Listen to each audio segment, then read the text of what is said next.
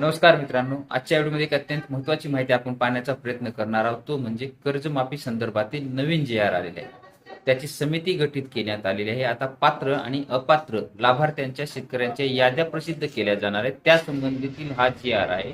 सविस्तर आजच्या व्हिडिओमध्ये आपण हा जी आर पाहणार आहोत. चला तर आजच्या व्हिडिओला सुरुवात करू. तो म्हणजे याच्या अगोदर आपण पाहिलं होतं की कर्जमाफी संदर्भातील एक जी आर आलेला होता.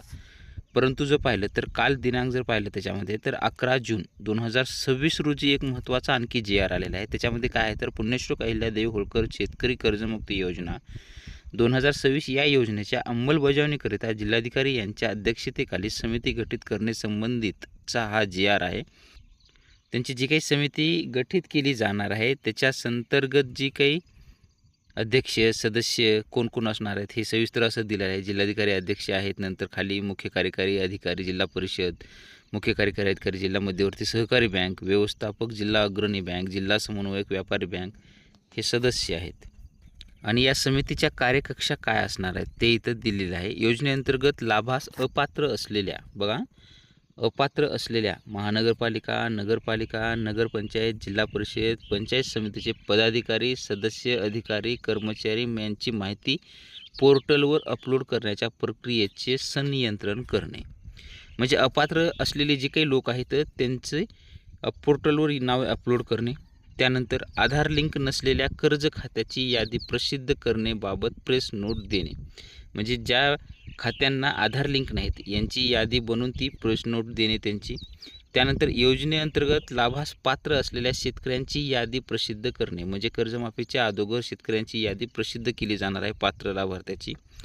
त्याच्यामध्ये ॲग्रिस्टॅक रजिस्ट्रीवर शेतकऱ्यांची नोंदणी करण्याकरिता मेळावे आयोजित करणे व त्यास प्रसिद्धी देणे. म्हणजे ज्या शेतकऱ्यांची आणखी काही ॲग्रिस्टॅक करणं बाकी असेल, फार्मर आय डी काढणं बाकी असेल त्यांच्यासाठी मेळावे आयोजित करणे किंवा त्यांना प्रसिद्धी देणं हे सुद्धा काम या समितीचंच असणार आहे.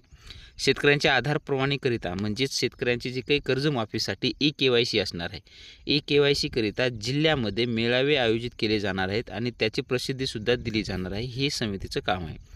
तक्रार निवारण करणे म्हणजे कुणाची काही तक्रार असतील शेतकऱ्याची तर त्याचे सुद्धा हे तक्रार निवारण करणे सुद्धा ह्या समितीचं काम आहे. आणि योजनेस जिल्हा स्तरावर प्रसिद्धी देणं हे सुद्धा या समितीचं कार्य असणार आहे. या समितीची अंमलबजावणी पूर्ण होईपर्यंत समिती ही कार्यरत असणार आहे. समितीने तिच्या कामकाजाचा अहवाल शासनास व सहकार आयुक्त व निबंधक सहकारी संस्था पुणे यांना वेळोवेळी सादर करणं हे गरजेचं आहे. आणि हा जी आर तुम्ही www.maharashtra.gov.in या संकेतस्थळावर सुद्धा हा पाहू शकता. अशा पद्धतीचा हा नवीन कर्जमाफी संदर्भातील जी आर आहे. अशा पद्धतीचे छोटंसं अपडेट होतं.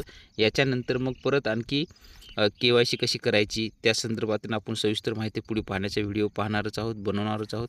तुम्ही जर चॅनलवरती नवीन असाल तर चॅनलला नक्कीच सबस्क्राईब करून बाजूचे बेल आयकॉन दाबून लाईक करायला मात्र विसरू नका. आणि माहिती आवडत असेल तर तुमच्या मित्रपरिवारांना, शेतकरी बांधवांना नक्की पाठवा जेणेकरून त्यांनाही याबद्दलची माहिती होईल. भेटूया नवीन माहितीसह नवीन व्हिडिओमध्ये. धन्यवाद.